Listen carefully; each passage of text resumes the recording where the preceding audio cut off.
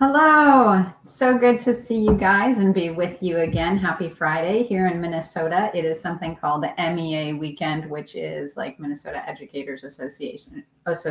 So all the Minnesota teachers are in conferences, and that means that we have our kids home. Yay for Thursday and Friday. It is wonderful to have them around, and it's kind of fun. A couple of them slept out in hammocks outside last night at 45 degrees. And so I, of course, was staying close to listen, and I didn't sleep so well. But we are excited to be back with you guys today.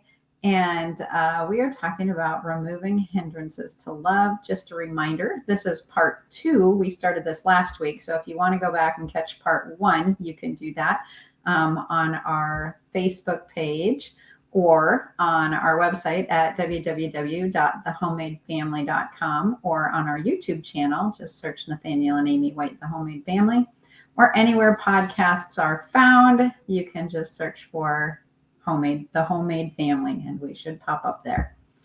All right, with that, I'm going to let Nathaniel do most of the talking today because I'm a little tired and I'm not sure what my words are going to say.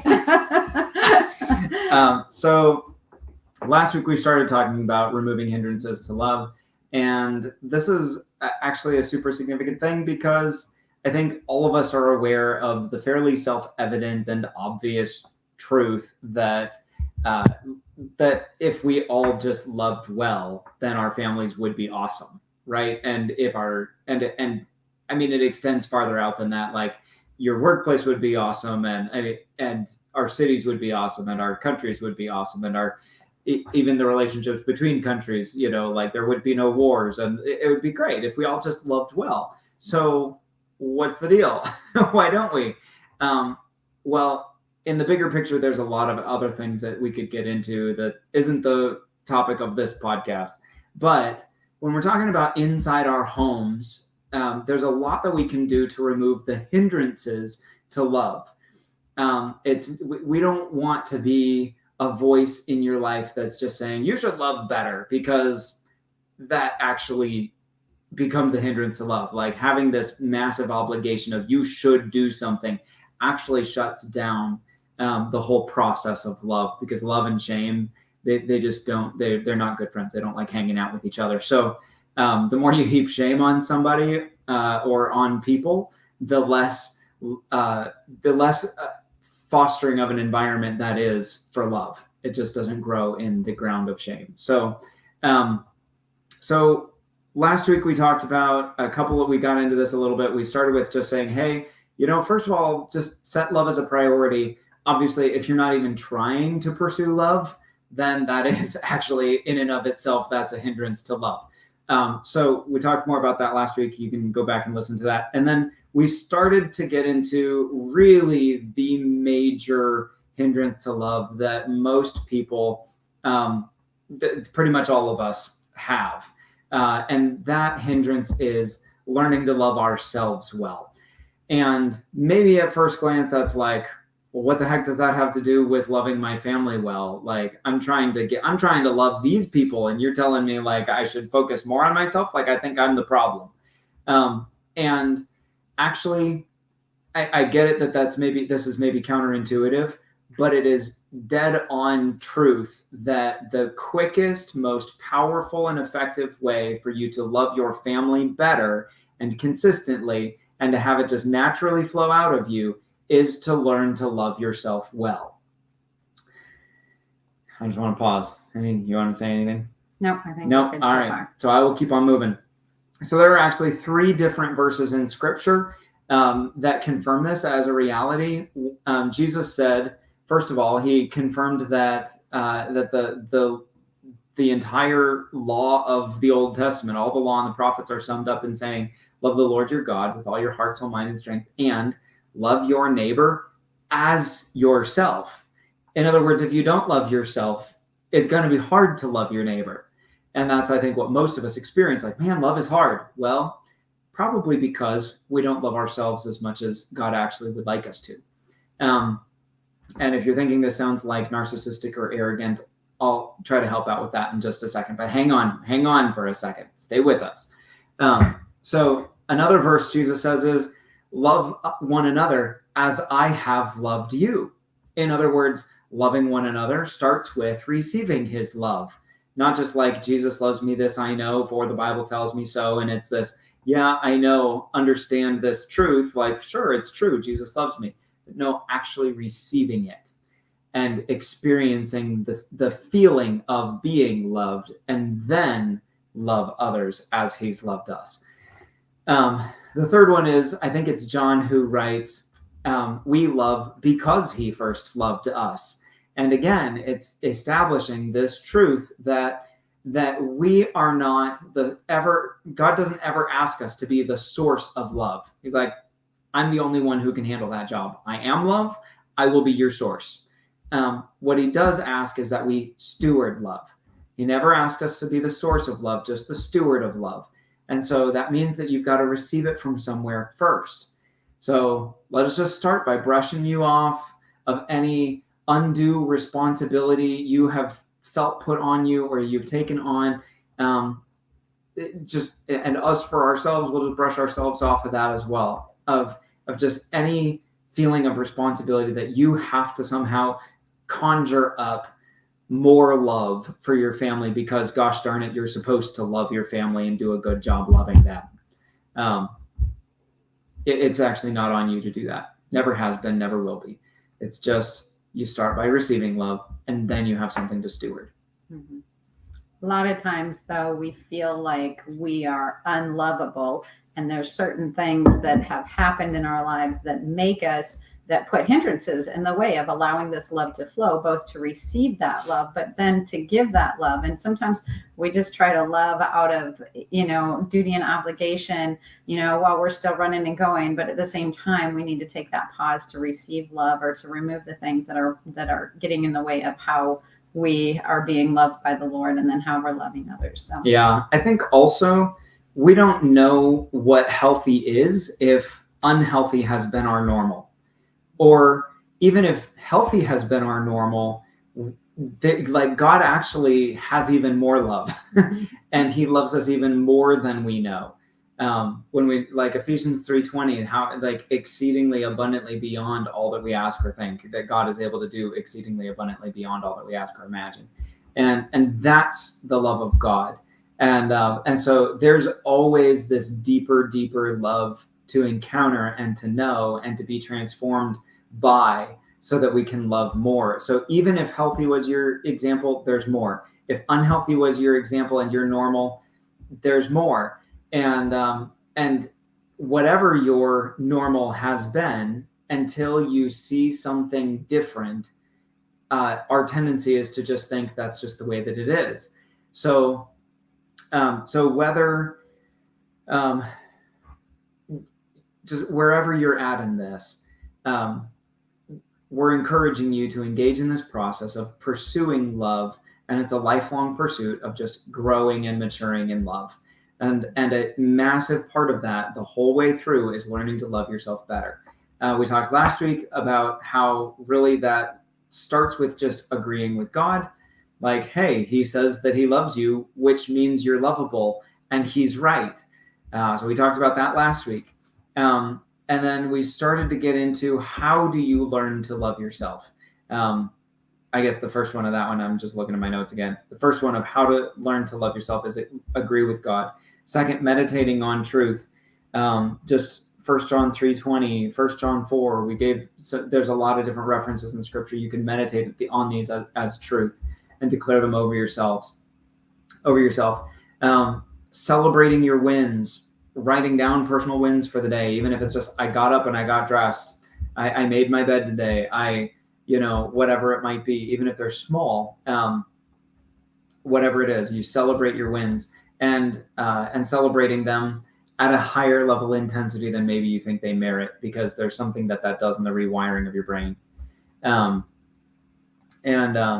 Abraham says, hello, Amy and Nathaniel. Hello, Abraham. It's a beautiful family name right there. So today, all of that was like the introduction, and I'm notorious for over introducing things.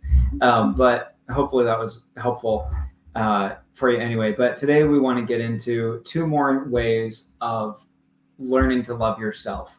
And as we're getting into this, I want to give you a quick diagnostic tool to just kind of see where are you at in this process of learning to love yourself well. So if you ever just go to a mirror and look yourself in the eye in the mirror and you say to yourself, I am loved. Like, I am lovable. I am worthy of love. And go say that to yourself in the mirror. If you're listening to this later on down the line and it's not the live, like just press pause, go do that right now. Come back and start playing it again. And if you are like most people, that's actually really hard to do, is to look yourself in the mirror and say, I am loved. I am lovable. I am worthy of love. And in saying, recommending this, I said it was a diagnostic tool. It is not something to say, oh my gosh, and now I've got another thing to feel bad about.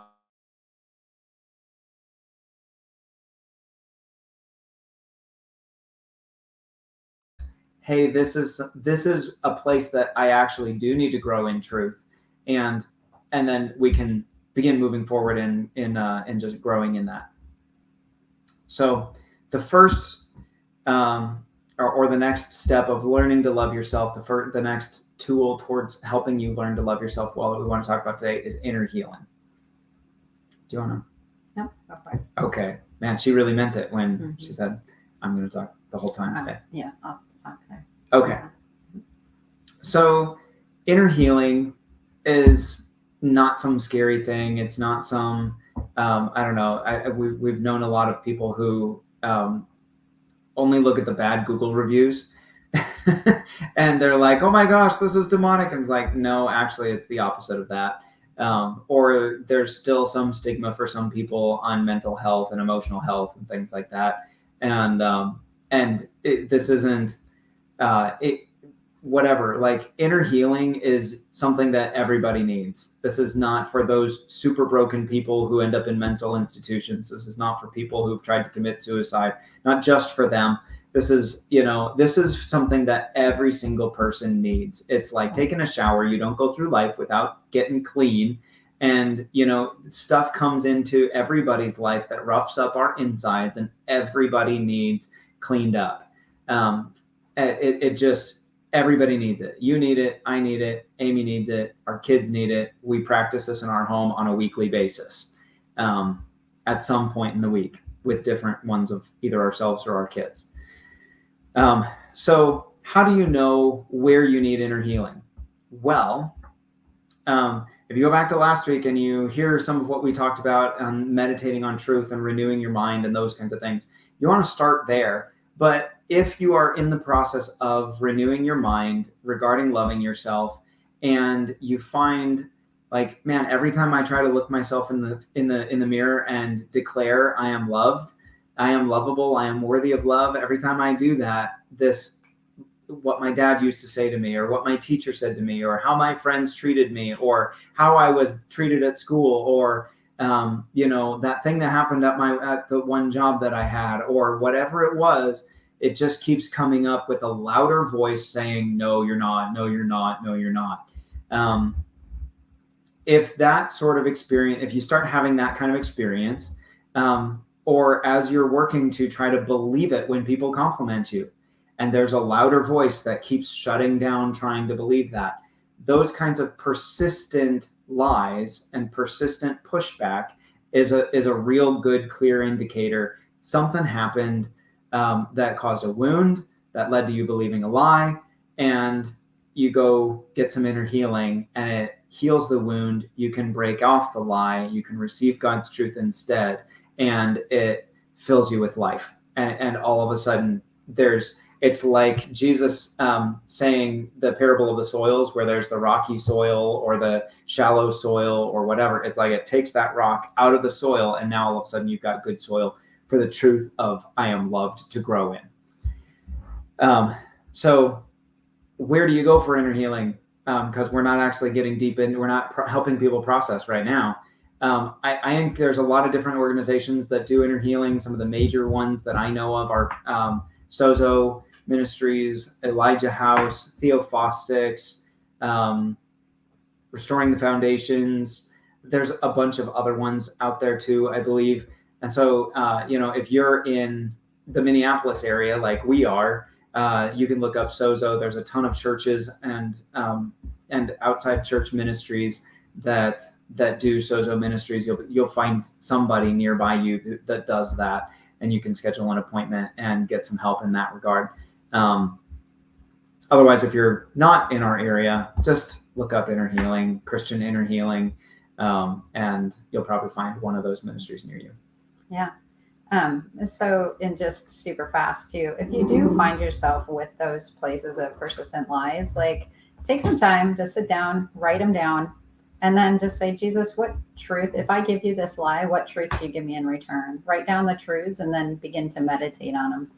You guys, another really big hindrance to love is actually just not forgiving yourself for mistakes that you've made in the past or things that you've even done today.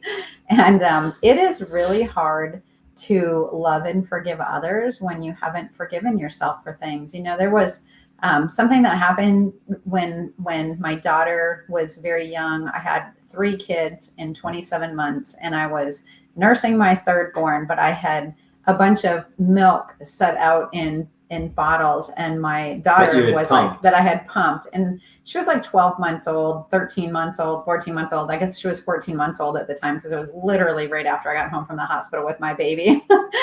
And she was like trying to pick up this bucket of these bottles that had been pumped of milk, and she tripped and spilled it, and like the milk was wasted. It was all over the carpet, and I was so mad. I yelled at her. I was like, what are you doing? Why are you doing this?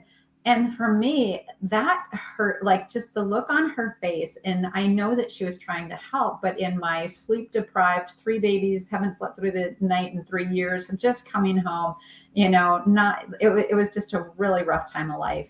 And I held on to that unforgiveness of myself for a long time. Like I would beat myself up over and over and over about how could I ever yell at this precious little girl who was just doing these things.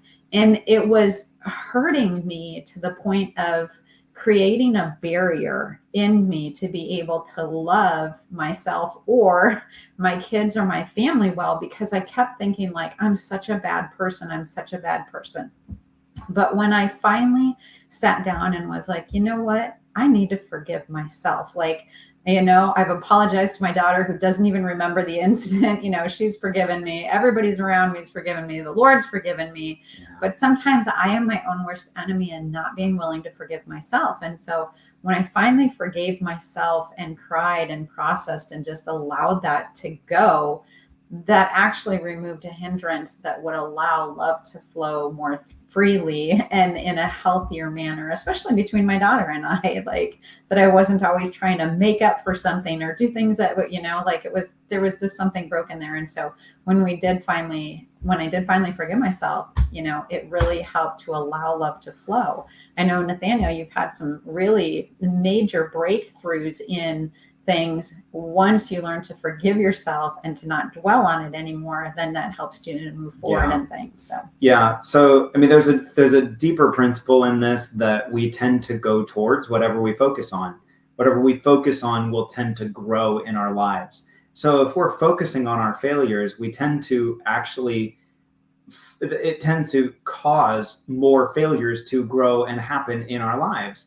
And so then we beat ourselves up more. And so, I mean, it becomes a downward spiral tailspin, leading us into deeper and deeper depression and self-hatred and all of those kinds of things. And we are so busy beating ourselves up and honestly, and fostering an eye that looks for the negative, that then we apply that eye towards the people we know we're supposed to love.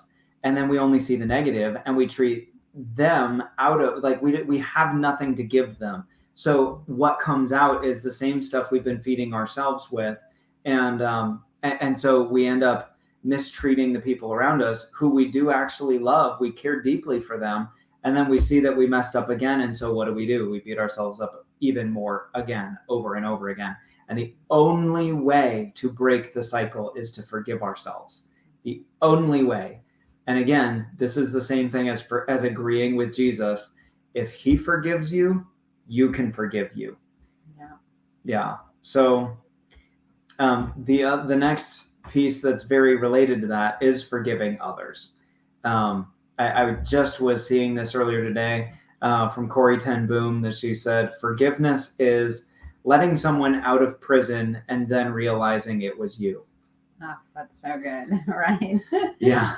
Yeah, and especially in family, we need to practice forgiveness almost every single day, because when you live close with people, like there's going to be people stepping on your toes, getting in your way, offending you constantly, doing things that you're like, why? Why are you doing this?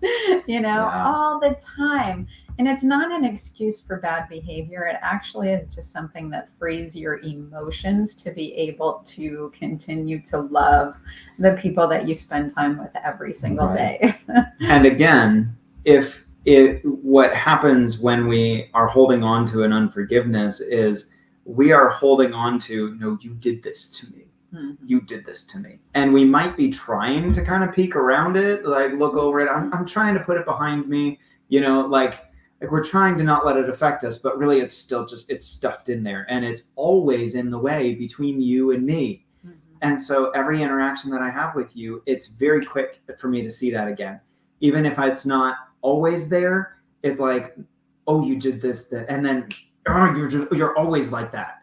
And it comes up so quickly. So again, it is constantly this thing that keeps getting in my vision of how I see you, of the way that you treat me, of all of these kinds of things. And it doesn't allow our relationship to grow, and it doesn't allow room for love to grow in that relationship, because I'm just trying to hold things together and not freak out.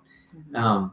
Yeah. And a lot of this, like, I don't go to my kids and be like, I forgive you, for what you did this morning. It's like something that I need to take care of, in my own heart. Like, it really is these little things. And something I found that's just super helpful is to say, and I often do this out loud, like, so-and-so, I forgive you, and I release you from owing me anything. Yeah. That releasing them from owing you anything actually releases a lot. Yeah. And then to forgive from the heart, not just like in words, but actually forgiving from the heart. Yeah. And again, all of this is not some linear principle, like there's A and there's B and there's C. Like, no, this is all tangled. It's very messy. And so if you find persistently you're trying to forgive and you're trying to forgive and you're trying to forgive, but the pain of that moment or the unforgiveness or whatever, it keeps coming on, it keeps coming back, it keeps influencing your decisions and your thought process and those kinds of things, then again, maybe that wound has something else attached to it, or it's deeper than you thought, or there's something special you need to do in an inner healing process to bring healing to that, to the moment of what happened that caused the hurt in the first place. And so again, go get inner healing, use the resources that God has given us to get set free. Yeah, so that love can flow freely. Yeah. I'm just checking out our time, and I'm thinking that I really want to do enough justice to the next topic that maybe we'll just end a little bit short today and jump in next time with this full one. What are you thinking? I don't know. I was just thinking that myself. I think let's just go for it. Okay. Yeah. I mean, unless we just turn this into like a 4-week long thing, but let's just try to get through it, because the next tool, whatever, for learning to love yourself is learning to set boundaries. And basically, let's go for it. Yes. Sorry, there's I don't know who it is. It just says Facebook user. Facebook user. Says let's go for it. Hello, anonymous Facebook user. We're glad you're here. So setting boundaries, learning to set boundaries is a necessary way of learning to love yourself. And basically, again, if you have nothing to give, you have nothing to give. And so I have no words to give. learning to set boundaries starts with knowing that you are worth it. You are worth protecting. You are worth guarding. You are worth keeping. You are worth prioritizing. Loving your kids as you would love yourself. Like, you put boundaries around your kids. You don't just hand them off to any Joe Schmo to babysit them. You guard them. You keep them. You protect them. You care for them. And it's okay. It's good. It's healthy for you to do the same for yourself. You're worth it. Also, recognizing that you don't need to save the world. It's not your job. As a pastor and as a big dreamer, this one has been very hard for me to get past the I have to change nations, I have to change the world, I have to save the world, I have to make a big impact, I have to, and realizing that actually the most powerful thing that all of us can do is just being faithful with what's immediately in front of us. That if all of us did that, then we wouldn't need the heroes that come in and do massive stuff. If all of us just take care of what's right in front of us, like, you just love your kids. And that's all that you need to do. You don't need to do the soccer practice. You don't need to do the book club. You don't need to do the like all the 10, 12, 20 different groups for each of your kids and yourself during the week. Like, you don't need to run yourself ragged. You don't need to be the Pinterest mom, the Instagram mom. You just don't need to do these things. Like, you can say no, and it's okay. You're not going to be causing eternal damage to the people around you, to just take care of yourself so that you have something to give your family. Yeah, I think it's a Brené Brown research and study. She said that people who actually have strong boundaries are actually more available emotionally to give a healthy yes to things. And It's true. I used to work for a coffee shop that was part of a nursing home. And so I had to go through the nursing home training. And part of the training that they were showing was talking about that how you know that you're exhausted or burned out is that you begin to pull back emotionally. And so actually being overworked, being overtired, doing all the extra running actually makes you love less. Like, you begin to put up walls to guard yourself. You pull in because you're just so tired that you can't emotionally. And so if you're finding that you're actually a little emotionally overspent, or that you're having a hard time engaging in love and letting love flow through you, or you're just laughing less, I would suggest that you'd sit down and you actually assess your life and find out, hey, how many things am I involved in, and where am I giving, and where are the stressors coming from that are actually causing me to begin to shut down? And here, I just thought that I was like putting up walls and like pulling away from people. And the truth was, no, I was just actually really over busy. Yeah. And so when I began to have a powerful no to this and this and this, and find where I could say yes, that actually allowed me to find rest, to engage more fully in the things that are more meaningful. Yeah. And I think that this actually is a particularly strong message right now. I think I'm going to be preaching on it in the next week or two, is just what pruning looks like when God prunes our lives, because he actually takes the places that are bearing fruit and he prunes some of them. And what that does is like, okay, well, you're bearing fruit in these 12 areas of life, but really his purpose and his focus in your life is for you to bear even more fruit in these 6 areas. So he cuts away some of the things that you have God stories in, and you've seen him move powerfully in, and you encountered him there, and it was good, and there was life, and there is still life in those branches. And he's like, yeah, but I want more life in these few areas. And so he prunes away some of the good to make some of the good greater. And I remember an experience of that in my life when in some of what Amy was saying, I was doing an internship. And one of the things that the overseer of the internship had us interns do every week was write out an hour by hour, this is how I spent my week. And one of the questions he would always ask us was, what was your best day? What was your worst day? And consistently Tuesdays were always my worst day of the week. And he's like, well, do you notice why? And I was totally clueless, because sometimes you need somebody to show you the obvious things. And and he helped me see that my Tuesdays started with a Bible study at 5 a.m. And I went right there from there to internship for 3 hours. And I went right from there to work for 8 hours. And I went right from there to a weekly friends hangout that went till like 11 or whatever at night. And so I was literally running from 4:30 in the morning to 11 at night every single Tuesday. And he's like, why do you think your Tuesdays are always bad? Like, because I just didn't have a good boundary to say no to things that were life-giving. Yeah, I've just been pondering this lately too. And it's, I've been reading and going through the Dave Ramsey thing. And he's like, with money, you need to make a budget every month. If you know what you're getting in, you need to tell your dollars where they're going to go. And if you have an unexpected overage in this area, you need to find the place in the other area where you can take that $50 from, so that you're constantly staying level. And I thought, man, what if we budgeted our time the way that we budget our money? And so, that would be, hey, this is where my time should be going. But all of a sudden this came up.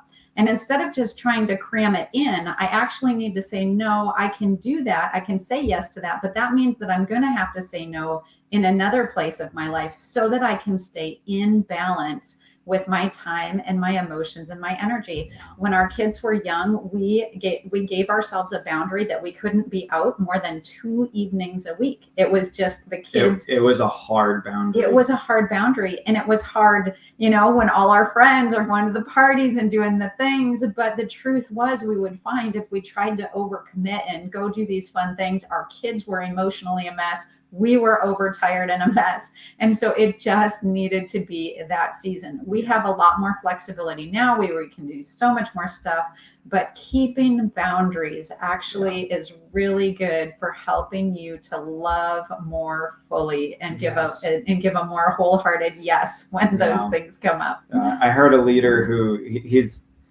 a world-renowned leader, travels, speaks, writes books, all these things. It's very easy for him to be busy, and he loves being busy.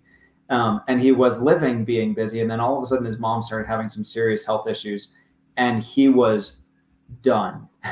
Like he all of a sudden had that extra demand on his time, like Amy was saying, and he had no room to give. He had to somehow care for his mom in the middle of all these other responsibilities. And I remember hearing a message that he was speaking after that. And he said, I realized that it's not healthy to live life at 95% capacity. Like, we need to live life at like 65% capacity, so that when something comes up, we actually have room for it. Mm-hmm. Budgeting the time for when the uh-ohs happen, like you budget your money for, when the car alternator goes out, you got to budget your time for when somebody gets sick and all of a sudden, everything changes. And, even just kids' trips to the doctor or whatever, it's the little things, but making good budgets of our time. So yes, inner healing, learning to set boundaries. These are all really awesome, healthy shifts to bring in our lives to learn how to love ourselves well. And we need to learn to love ourselves well, because that, for most people, is the main hindrance to loving our family well. And if we can just love our families well, we're going to create an amazing world to live in. Yep. Join us next week. We will be talking about teaching your kids to love themselves well, so that the love can flow between them too. So Join us next week. Thank you guys so much for joining us. Thanks for your interaction and cheering us on. We really appreciate it. And we bless you in your parenting journey. Yes. Have a good week. Have a great week. We'll see you next week.